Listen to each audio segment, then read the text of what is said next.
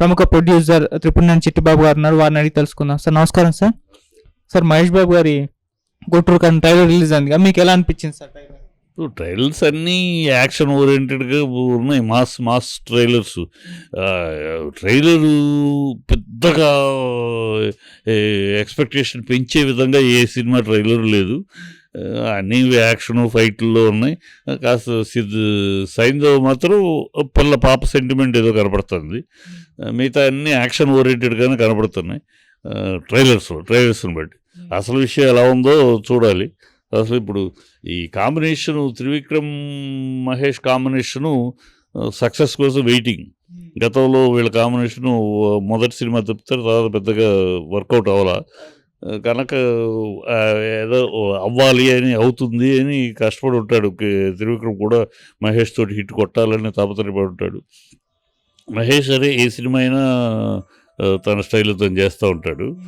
కాకపోతే మహేష్లో ఈ సినిమాలో డీగ్లామర్డ్గాను ఎక్కువ ఇదే మనకి బాగా అలవాటు అయిపోయింది కదా. ఒక సినిమా కేజీఎఫ్ హిట్ అయిన కాడ నుంచి మసి, మురికి, అగ్లీ, అయ్యే సెటప్లు, అయ్యే గెటప్లు, దీంట్లో కూడా అది కనపడుతుంది. త్రివిక్రమ్ సినిమాలో కొంచెం వేరే కొంచెం ఇది కనపడుతుంది. బట్ ట్రైలర్లో కనపడలేదు. సినిమాలో మరి ఉందో లేదో చూడాలి. బట్ ఏమో ఎక్స్పెక్టేషను ఉన్న సినిమాల్లో ఫస్ట్ ఎక్స్పెక్టేషను ఎందుకంటే త్రివిక్రము మహేష్ కాంబినేషన్ డెఫినెట్గా మంచి ఎక్స్పెక్టేషన్ ఉంది. ఎక్స్పెక్టేషన్ రీచ్ అవుతుందని కోరుకుందాం పండగ పూట. ఎందుకంటే ఈ పండగలో రిలీజ్ అయ్యే పెద్ద సినిమాలు అన్నీ బ్యాలెన్స్ అవ్వాలి, అన్నీ ఎవరు లాస్ కాకూడదు. అది ఇండస్ట్రీకి మంచిది. కొత్త సంవత్సరం ఇండస్ట్రీకి రెవెన్యూ సైడు మళ్ళీ ఆ రొటేషన్ కదా, డబ్బు అటు ప్రొడ్యూసర్ పెడతాడు, అక్కడికి వెళ్తే మళ్ళీ ఆ ప్రేక్షకుడు ఇస్తాడు, మళ్ళీ అది ఇటు వస్తుంది. సో ఆ రొటేషను ఆగకుండా ఉండాలంటే ఈ సినిమాలు హిట్ కావాలి, సక్సెస్ కావాలని కోరుకుందాం. సార్ ఈ సినిమాని గుంటూరు కారం సినిమాని యుద్ధనపూడి సులోచన రాణి గారి నవల ఉంది కదా, కీర్తి కిరీటాలు అని చెప్పేసి దాని నుంచి తీసుకున్నారన్న ఒక వార్త కూడా మొన్నటి నుంచి వైరల్ అయింది సార్. మరి ఏంటి సార్? ఇప్పుడు ఇన్స్పిరేషన్స్ ఉంటాయి, ఎప్పుడు కంటెంపరీ థాట్స్ ఉంటాయి. ఇప్పుడు ఆ సినిమాలో ఉన్న ఒక భావం దీంట్లో ఉండొచ్చు. అలా అనుకుంటే అసలు ప్రతి సినిమాను ప్రతోడు వేయచ్చు. అబ్బాయి అమ్మాయిని ప్రేమించుకుంటాడు, పెద్దలు వ్యతిరేకిస్తారు, చివరిలో వాళ్ళిద్దరూ ఒకటవుతారు. ఈ లైను ఎన్ని సినిమాలు, కొన్ని వేల సినిమాలు. ఆ అబ్బాయిలు అమ్మాయిలు ప్రేమించుకుంటారు, మధ్యలో పెద్దలు వద్దని ఆ పెద్దలు ఒకసారి మతపరం అవుద్ది, ఒకసారి కులపరం అవుద్ది, ఒకసారి ప్రాంతపరం అవుద్ది, ఒకసారి ఇంకో రకం అవుద్ది. ఈ ఉంటుంది అబ్బాయి అమ్మాయి ప్రేమించుకుని పెద్దలు వద్దుకున్నారు. ఈ పెద్దలు మారుతూ ఉంటుంది. థాట్ అదే కదా. ప్రతిఒడికి నా సినిమా నా కదా అంతే. అది ఎక్కడో థాట్ కలిసి ఉండొచ్చు. ఏముంది, నవరసాల్లో ఒక రసం ఎక్కడో టచ్ అయి ఉంటుంది. ఆవిడని కాపీ కొట్టాల్సిన అవసరం త్రివిక్రమ్కి ఉందా అనుకోవట్లా. ఒకవేళ థాట్ మీద ఇన్స్పైర్ అయ్యి తను రాసుకుని ఉండొచ్చు. ఒక థాట్ మీద ఇన్స్పైర్ అవుతాం ఒక్కోసారి. ఇప్పుడు ఒక చిన్న పాయింట్ మీద ఇన్స్పైర్ అయ్యి సినిమాలు తయారవుతాయి. ఇప్పుడు అలాగూ ఆయన చదివి ఉండొచ్చు, నవలు చదివేవాడు కనుక చదివి ఉండొచ్చు. దాంట్లో పాయింట్ ఏదో నచ్చి ఉండొచ్చు, దాని మీద తను దాంట్లో డెవలప్ చేసుకోవచ్చు. అంతేకాని అది కాపీ కొట్టాడంటే కరెక్ట్ కాదు. సరే, ఈ సినిమా తర్వాత మహేష్ బాబు గారు రాజమౌళి గారి కాంబినేషన్లో సినిమా వస్తుంది. సో దాదాపు ఒక 5 years అయితే మహేష్ బాబు గారు ఈ వేరే సినిమాలు అయితే చేయకపోరు. సో ఇప్పుడు ఆ 5 years గ్యాప్ని సినిమా ఫిల్ చేస్తుందంటే ఫ్యాన్స్కి. ఇప్పుడు అసలు అది ఈ సినిమా ఫిలప్ చేస్తుందా గ్యాప్ అనే దానికి అంత చెప్పలేం. కానీ అంత బ్లాక్ బస్టర్ అవుద్దా ఇది, 5 ఏళ్ళు సస్టైన్ చేయగలిగిన పోగిరి అంతటి అవుద్దా చెప్పలేం. కానీ సక్సెస్ అవుద్దని కోరుకుందాం. కాకపోతే ఈ రాజమౌళి మహేష్ సినిమా ఎన్ని సంవత్సరాలు, మహేష్ మరి అన్నేళ్ళు తన కెరీర్ని బ్లాక్ చేసుకుంటాడా? ఇప్పటికే 50 దాటాడు, 50కి వచ్చేసాడు కదా. ఇంకా బ్లాక్ 5 ఏళ్ళు ఒకే సినిమా కోసం బ్లాక్ చేస్తాడా? మహేష్ ఎర్లీగా ఆ సినిమా ఫినిష్ చేయడానికి మనందరం అనుకున్నట్టు 5 ఏళ్ళు 4 ఏళ్ళు పట్టే సినిమా అవ్వదు. మహేష్ అలా ఫట్ అని క్లియర్ చేయడానికి, తొందరగా చేయడానికి వస్తాడు. మ్యాక్సిమం 2 ఏళ్లలో ఆ సినిమా ఫినిష్ చేయడానికి. 5 ఏళ్ళు కెరియర్ను ఆపుకుంటాడా అనేది క్వశ్చన్ మార్క్. మహేష్ అలా చేయడు. ఎందుకంటే 5 ఏళ్ళ కెరీర్ ఒక సినిమా కోసం ఆపుకునే పొజిషన్లో లేడు. తన చుట్టూ అంతమంది నిర్మాతలు ఎగబడుతూ ఉంటే వాళ్ళందరినీ పక్కన పెట్టేసి ఒక్క సినిమా కోసం కాదు. రాజమౌళి తోటి చేయాలని ఆశ వేరు, మణిరత్నంతో కూడా చేయాలని కోరిక ఉంది. బట్ వాళ్ళ వల్ల మహేష్ కెరీర్ కాదు, కెరీర్ వాళ్ళ వల్ల వచ్చుంటే వేరు. కెరీర్ వాళ్ళ వల్ల మహేష్ కెరీర్, ఈ ఏ డైరెక్టర్ వల్ల మహేష్ కెరీర్ అనేది చెప్పడం లేదు. మహేష్గా వచ్చాడు, చిన్నప్పటి నుంచి బాల్యం నుంచి సక్సెస్ఫుల్గానే వస్తూ ఉన్నాడు. కనుక ఒక డైరెక్టర్ కోసం అందరినీ పక్కన పెట్టేసి 5 ఏళ్ళు ఉంటాడని నేను అనుకుంటున్నా. అది త్వరగానే ఫినిష్ చేస్తాడు అనుకుంటా.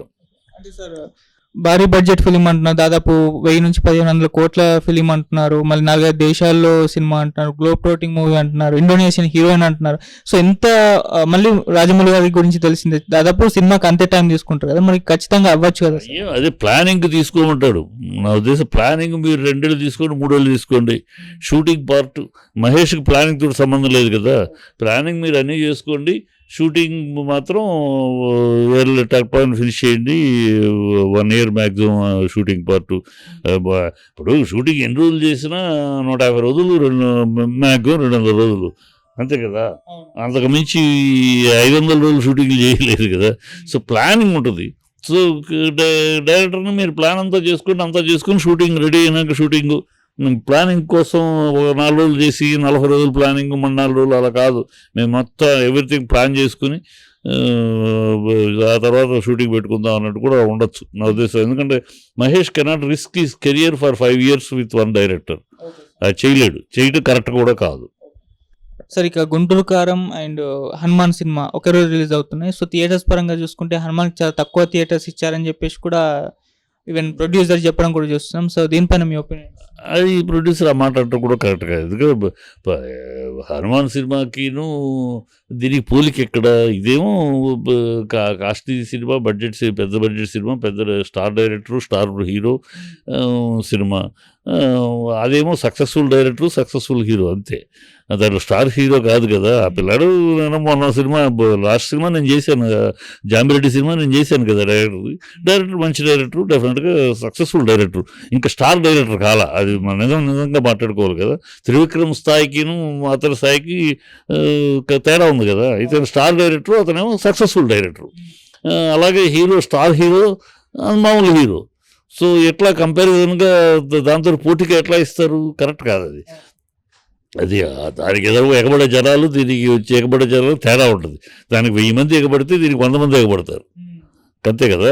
ఆ కంపారిజన్ ఉంటుంది కదా. సో అక్కడ నెంబర్ ఆఫ్ థియేటర్స్ అక్కడ ఖచ్చితంగా ఆ సినిమాకి ఇవ్వాలి, తగినని ఇవ్వాలి. అదే దిల్ రాజు ఇప్పుడు సలహా కూడా ఇచ్చారు, 1 వారం దాటి వేసుకో, 26 వేసుకోవచ్చు. ఆ సినిమాకి 26 వేసినా 24 తేడా ఉంది. 26 వేసిన మంచి సినిమా డెఫినెట్గా సక్సెస్ అవుద్ది.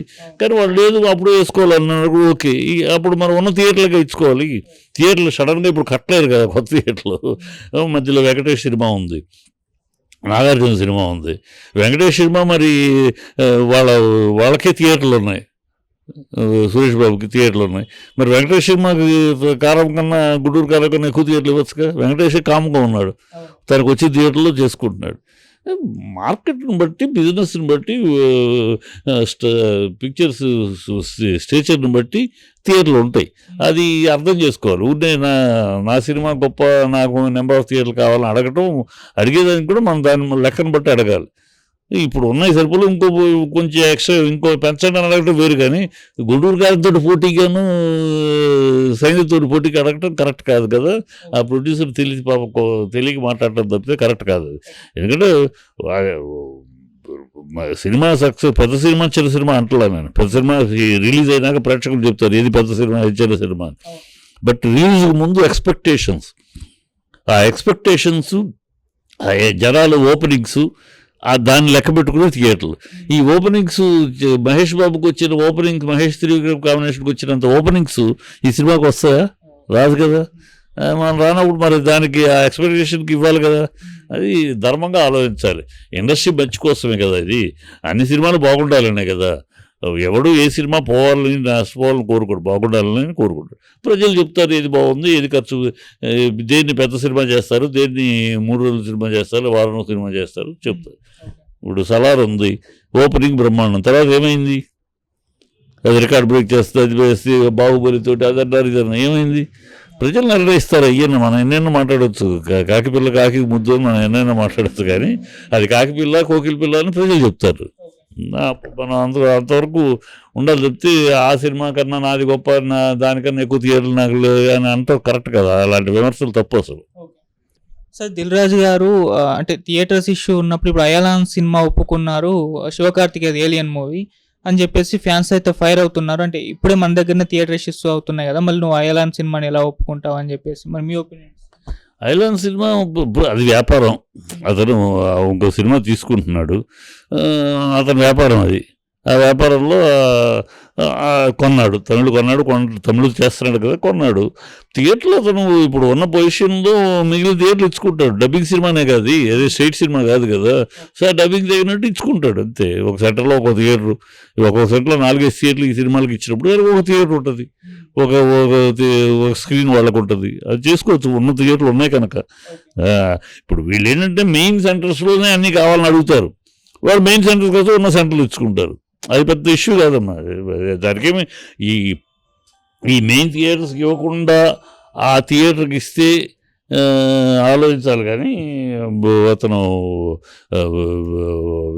ఇవ్వకుండా దానికి ఇస్తున్నాడు అంటే అప్పుడు వారసుడు అదే కదా. మెయిన్ థియేటర్లు కాకుండా మెయిన్ సినిమాలకు కాకుండా వాటికి ఇస్తారని కూడా ఇప్పుడు అది లేదు. మెయిన్ వాటికి ఇచ్చేశారు, ఇక ఉన్నట్లు తను చూసుకుంటాడు. వాళ్ళిద్దరే సురేష్ బాబు, దిల్ రాజు, వీళ్ళదేగా థియేటర్లు దాదాపు అరవింద్ గారు, వాళ్ళు పంచుకుంటారు, ఏముంది. సార్ విజయ్ సేతుపతి గారు రీసెంట్గా ఒక ఇంటర్వ్యూలో అంటే తన సినిమా సూపర్ డిలాక్స్ని ఆస్కార్ పంపకపోవడం పైన కాస్త బాధపడ్డాను, సో దీని వెనుక చాలా రాజకీయం నడిచింది, ఈ సినిమాని పంపలేదు, గల్లీబాయ్ సినిమాని పంపారు, సో ఇటువంటి రాజకీయాలు నడుస్తున్నాయని చెప్పేసి మాట్లాడడం చూస్తాం. దీన్ని ఏ విధంగా చూడొచ్చు అంటే? అది కరెక్ట్ కాదు. సెలెక్ట్ చేయలేదంటే ఏ కారణం చేత సెలెక్ట్ చేయలేదు, ఆ గల్లీబాయ్ ఏ కారణాల చేత, కానీ గైడ్ లైన్స్ ఉంటాయి. మన సినిమా మనం చేసేసాము, ఇప్పుడు రాలేదనగానే మనం విమర్శిస్తే, ఇప్పుడు నా సినిమా గెలుపు సినిమాకి అవార్డుకు పంపించాం, అన్నీ చూశారు, ఫైనల్ లిస్ట్ వరకు, షార్ట్ లిస్ట్ వరకు వచ్చింది, ఫైనల్లో నాకు రాలేదు, నేను బాధపడ్డాను. కానీ ఏంటని విషయం తెలుసుకున్నాను. విషయం ఏంటి తెలుసుకుంటే, నేను క్లైమాక్స్లో చేసిన ఒక ప్రక్రియ, తండ్రిని పెళ్లిపీటల నుంచి గెటౌట్ అని చెప్పి గెటప్ అవమానించడం కూతురు, ఆ తండ్రి కూతురు బంధాన్ని కించపరిచినట్టు వస్తుంది. ఆ పాయింట్ మీద మెంబర్స్ కొంతమంది అంగీకరించలేదు. ఓకే, నేను అది వెరైటీ పాయింట్ అనుకుని, ఛాలెంజింగ్ పాయింట్ అని birth right of a child కింద చేశాను. ఆ స్కీమ్ దానికి అట్లాగే వెళ్ళాలి. దాన్ని నేను అలా గొప్ప అనుకున్నాను, బ్రహ్మాండమైన పాయింట్ అనుకున్నాను. అది వాళ్ళేమో వెరైటీ పాయింటే గారండి, టోటల్గా డిస్టర్బెన్స్, సోషల్ డిస్టర్బెన్స్ వస్తుంది, తండ్రి కూతురు బంధానికి అవమానించినట్టు అవుతుంది. అది మెంబర్స్ కొంతమంది ఫీల్ అయ్యారు. సో అందుకని అలా తెలుసుకోవాలి, ఎందువల్ల మనది కాదన్నారండి. మనం కాదని మనకు బ్రహ్మాండంగా ఉంటుందమ్మా. మన అన్ని ప్రతి సీటు టైటిల్ కాడ నుంచి శుభం దాకా అన్నీ మనకు గొప్పగానే ఉంటుంది మన పాయింట్ ఆఫ్ వ్యూలో. అది అక్కడికి వెళ్ళినప్పుడు ఆ టేబుల్ మీద కూర్చున్నప్పుడు ఆ గైడ్ లైన్స్ అవి మిగతాయి అన్నీ వచ్చేటప్పుడు ఆ తేడా తెలుస్తుంది. అది ఎందుకు రాలేదు, దీనికి రాజకీయాలు అంటే మరి రాజకీయాలు నీకు ఇన్ఫ్లుయెన్స్ చేయొచ్చు కదా, నువ్వు చేసుకోవచ్చు కదా, వాళ్ళు లాబింగ్ చేసుకుంటే అవన్నీ కరెక్ట్ కాదు. అది కమిటీ ఉంటారు, కమిటీ అంత చేస్తున్నారు అనుకోవట్లా నేను ఈ మధ్యకాలంలో. అది ఈ గతంలో ఉండేది లాబింగ్లు, ఇప్పుడు అంత లాబింగ్ లేవు, కొంచెం డిఫరెంట్గానే పర్ఫెక్ట్గానే చూస్తున్నాం కదా. అవార్డులు వచ్చిన అవార్డులు, గతంలో అవార్డులు, నేషనల్ అవార్డులు కానీ స్టేట్ అవార్డు చూస్తున్నాం కదా, ఒక పద్ధతిలో వెళ్తుంది. మనకు రాలేదు కనుక అది ఫ్రాడు అంటే కరెక్ట్ కాదు. ఖచ్చితంగా అతనికి మంచి సినిమా చేశాడు, రావాలని ఎదురు చూశాడు, వస్తుందని మనలాంటి వాళ్ళకి కూడా మంచి సినిమా డెఫినెట్గా. ఎందుకంటే సముద్ర కానీ మంచి writer, no doubt about it. అతను మంచి ఆర్టిస్టే కాదు, మంచి రచయిత కూడా. అతను తమిళ సినిమాలు, కొన్ని కథలు, అతని సినిమాలు చూశాను నేను. అవి కూడా మంచి ఫ్యామిలీ ఓరియంటెడ్గా ఉంటాయి, కొంచెం మిడిల్ క్లాసు సమస్యలు ఉంటాయి, లోవర్ మిడిల్ క్లాసు సమస్యలు కూడా టచ్ చేసిన సినిమాలు ఉన్నాయి అతని ఈ కథలో. సో మంచి రైటర్, నో ప్రాబ్లం, మంచి సినిమా తీశాడు. అవార్డు రాకపోవడం అనేదానికి పెద్దది వస్తే సంతోషం, రాకపోతే పెద్ద దానివల్ల నష్టమేం కాదు. దాని గురించి రాజకీయాలు ఉన్నాయి అవన్నీ అనవసరపు కాంట్రవర్సీ మాటలు కరెక్ట్ కాదు.